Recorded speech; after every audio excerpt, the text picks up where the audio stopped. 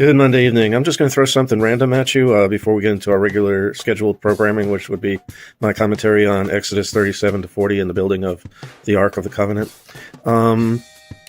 Earlier, I did a commentary on Abraham, and there's this famous moment in the Bible in the story of Abraham where God changes his name from Abram to Abraham, adding an H. And, sometimes you see something like that, and okay, God can do what he wants. He wants to change his name. That's cool.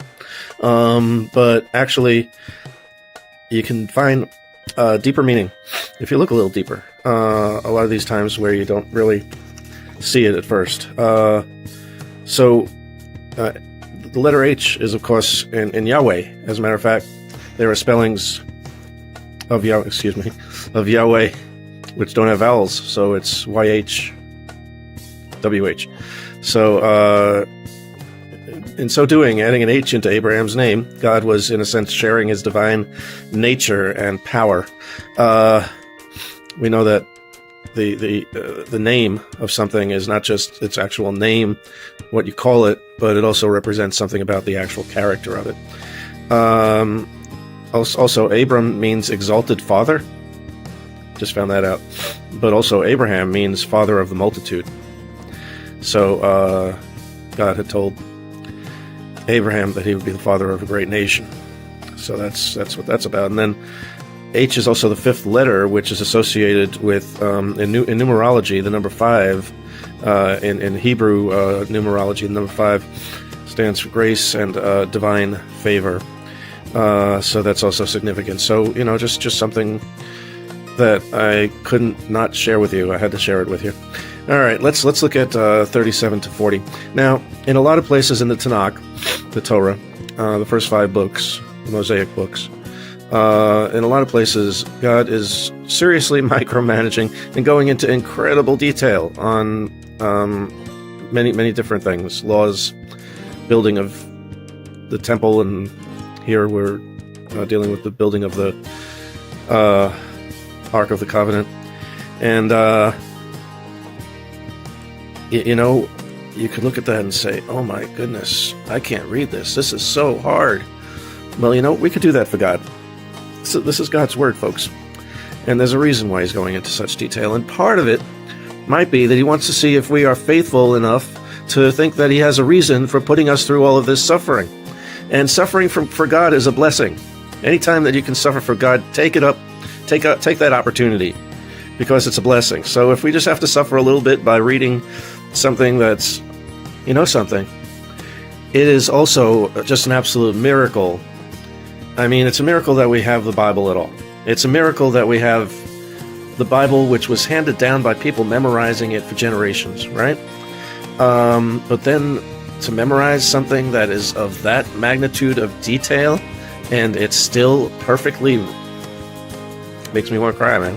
It's such an amazing thing. Our God is an awesome God. Now also, anything that you experience in life, really, I mean, the moment you start to die is when, you wave the magic wand when you're a kid and you go around and everything is magic and all that, in the best sense. But when you start to stop doing that, then that's when you start to die. When, little by little. When you read something like that, you can read it like in a drone. We'll go, and then he put, took this material, and it's got to be a certain number of cubits, and it's got, or you could say, no, and it's gold, and then the other part is like purple and red, and the, it's got to be exactly this, and it's amazing, and it's really, really, really beautiful. So if you read it that way, then you might find yourself getting something more out of it.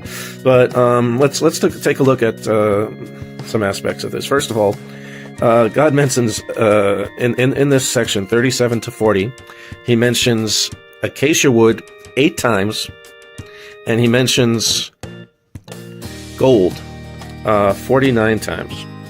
49 times. If you've watched my other discussions, or if you're familiar with this yourself, probably you are, the number 7 or multiples of 7 or anything like that.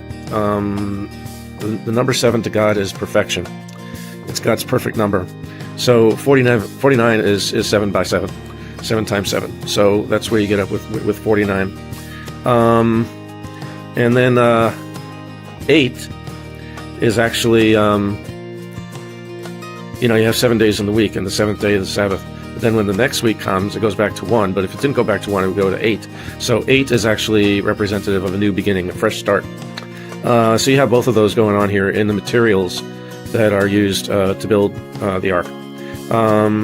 Also about acacia wood is it's a durable and resilient material, representing God's enduring nature, and it's humble. It's humble. It's just a regular, nothing special really about acacia wood, except for that by using something that's not so special, it shows that God does not need his grandeur in order to make an impression upon his people. But the acacia wood, which was an ordinary material, was used for something sacred. And therein we see transformation. And I'll tell you what, I'm still getting over a cold, so I'm going to keep this one relatively short. But those are some thoughts about the nature of this kind of writing from the Lord, where he gets into extreme detail, and what a miracle it is that we have all of those details intact, and that you can always look just a little bit deeper than the surface and find some amazing and beautiful and meaningful things.